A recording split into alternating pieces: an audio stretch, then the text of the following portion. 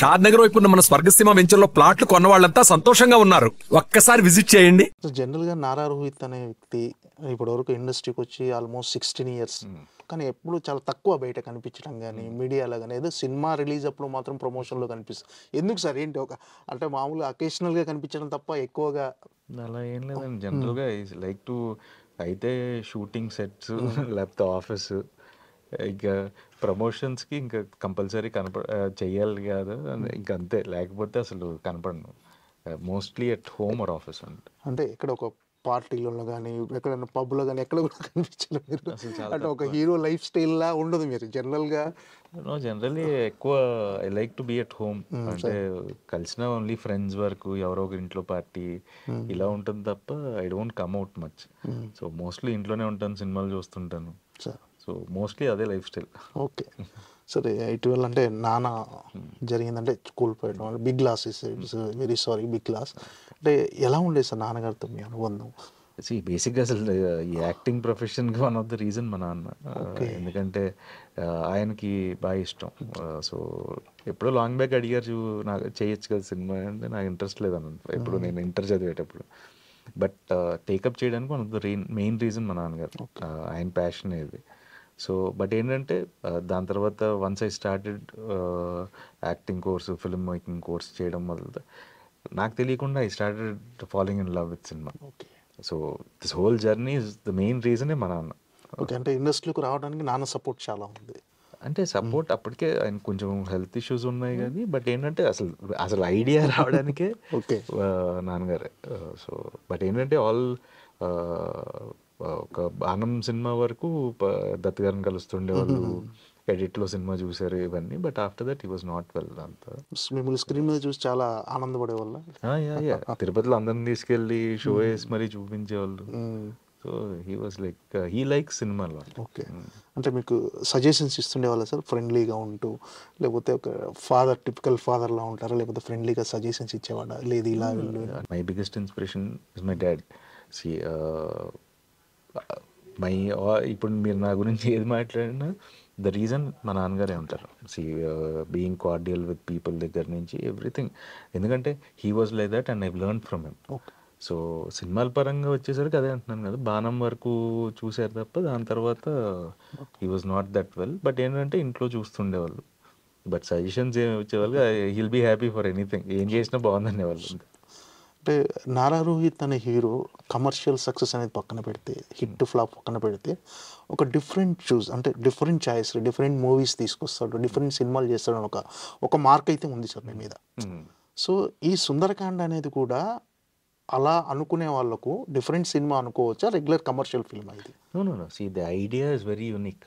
మళ్ళీ డిఫరెంట్గానే ఉంటుంది. ఓకే, సీ బట్ ఏంటంటే it has all the commercial elements to be like by even different సినిమాల వాళ్ళకే కాదు, రెగ్యులర్ సినిమాలు చూసే వాళ్ళకి కూడా నచ్చే విధంగా ఉంటుంది. Okay, see now you need to, మనం ఎంత కొత్త కథ ఉన్నా సరే మనం చాలా ఎలిమెంట్స్ ఉండాలి థియేటర్కి ఆడియన్స్ రావాలంటే. సో తను ఎక్సైట్ అయ్యి థియేటర్కి రావాలంటే నువ్వు ఎంత కొత్త కథ ఉన్నా సరే కమర్షియాలిటీస్ కూడా ఉండాల్సింది. సో ఇప్పుడు ఆ బ్యాలెన్స్ చేస్తేనే సక్సెస్ఫుల్ ఫిల్మ్స్ తీయగలుగుతాం. So that is very important ఇవాళ ఉన్న సినారియోలో. అంటే మీ మీద ఆ ఇంప్రెషన్, అంటే కొత్త కథలు చేస్తాడు అని ఉండటం, ఆడియన్స్లో ఒక మార్క్ ఉండటం, అది ప్లస్ అనుకుంటున్నారా, మీకు మైనస్ అంటారా సార్? అదేమైనా ఎప్పుడైనా మిమ్మల్ని ఇబ్బంది పెట్టిందా ఆ ఇమేజ్ అనేది? డెఫినెట్గా డిఫరెంట్గా చేసిన రోజులు ఇట్ వాస్ వెరీ హ్యాపీ అండి. అంటే అప్పట్లో ఇంకా ఏంటి అంటే అంత జానర్ ఫిల్మ్స్ ఇవన్నీ అంత చూసేవాళ్ళు కాదు. బట్ లేటర్ ఆన్, అంటే ఒక విధంగా చెప్పాలంటే థియేటర్ రిలీజ్ తర్వాత నా సినిమాలకి ఎక్కువ అప్రిసియేషన్ వచ్చేది. అంటే ఇప్పుడంటే ఓటీటీస్, అప్పట్లో ఏంటంటే యూట్యూబ్లో పెట్టేవాళ్ళు, రకరకాల ప్లాట్ఫామ్స్, శాటిలైట్ ఏదో. బట్ ఓటీటీ ఎవాల్వ్ అయిన తర్వాత నేను తక్కువ చేశాను సినిమా, ఐ డోంట్ డూ అసలు. సో ప్రాబబ్లీ కంటిన్యూ చేసి ఉంటే ఓటీటీ మార్కెట్ ఎక్కువ ఉండేదేమో నాకు, అంటే because of the content side, కొత్త కథలు తీసుకోవడం వల్ల. So it was always a plus and మనం ఇప్పుడు ఎగ్జైటింగ్గా చెప్పాలి స్టోరీ. మనం కథ ఒకటే ఉంటే సరిపోదు అనే, అంతకుముందు కథలు ఉండేవి కానీ ఎక్కడో తెలియని థియేటర్కల్ ఎక్స్పీరియన్స్ ఇవ్వలేకపోయామనే ఒక గిల్ట్ ఉండేది. సో అప్రిసియేషన్ ఏంటంటే రిలీజ్ తర్వాత వచ్చేది, అంటే ఎక్కడో ఒక దగ్గర మిస్ అవుతుండేది. బట్ ఏంటంటే ఇప్పటి నుంచి ఏంటంటే వెరీ క్లియర్, ఎలా ఎంత కమర్షియల్గా కూడా వయబుల్ అవ్వాలి. సో ఫిలింకి మనం ఎఫర్ట్స్ ఎక్కువ పెట్టాలి వాళ్ళు, ఒకప్పటికంటే ఇప్పుడు ఎక్కువ పెట్టాలి. So even you need to package it properly. అంటే కొత్త కథ ఉన్నా సరే క్యాస్టింగ్ దగ్గర నుంచి టెక్నికల్ ఆస్పెక్ట్స్లో కానీ అండ్ ఆ విజువల్ ఎక్స్పీరియన్స్ కూడా we need to give it in a bigger way. So అప్పుడే people will come to theaters and watch the film. టీవీలో వచ్చినప్పుడు బాగా అప్రిషియేషన్ ఎక్కువ వస్తుండేదండి. సో అలాంటి సినిమాల్లో బాణం ఒకటి కానీ, నెక్స్ట్ సోలో కానీ, రౌడీ ఫెలో, ఇలాంటి సినిమాలు ఇప్పుడు చూస్తుంటే మీకు ఏమనిపిస్తుంటుంది సార్? అరే ఈ థియేటర్లో గట్టిగా పే చేస్తే బాగుంటుంది. అంటే ఇప్పుడు రౌడీ ఫెలో 1 yearకి అందరూ ఏదో 1 year ఆఫ్ రౌడీ ఫెలో అని పెడితే కల్ట్ అన్న ఇది అన్న అదన్న అని పెడితే అరే మీరు అందరు థియేటర్లో చూసుంటే ఇంకా బాగుండేది కదా అనే ఫీలింగ్ అంతే. బట్ ఏంటంటే that day probably we couldn't excite them in a theatre experience. అంటే ఎక్కడో ఆ లెవెల్ ఎగ్జైట్మెంట్ క్రియేట్ చేయలేకపోయాం అనేది that is we should agree. మనం డెఫినెట్గా ఆ లెవెల్ ఆఫ్ ఎగ్జైట్మెంట్ క్రియేట్ చేస్తే డెఫినెట్గా థియేటర్లో చూసుండేవాళ్ళు. So you learn from everything. Now ఏంటంటే అదే ఈ ప్యాకేజింగ్ ఇట్ ప్రాపర్లీ. సో ఏ కథనైనా సరే బాగా నీట్గా ప్యాకేజ్ చేస్తేనే people are coming and watching. అంటే ఇప్పటికీ రౌడీ ఫెలో అనేది చాలా మంచి సినిమా, చాలా మంచి పొలిటికల్ డ్రామా అని ఇలా ఇప్పటికీ అప్రిషియేషన్స్ వస్తుంటాయి సార్. రీసెంట్గా జరిగిన ఒక ప్రవీణ్ ఇంటర్వ్యూలో కూడా అసలు దాని గురించి చాలా కామెంట్స్ వచ్చాయి. మీకు వింటుంటే ఎలా అనిపిస్తుంది ఇప్పుడు ఆ సినిమా గురించి?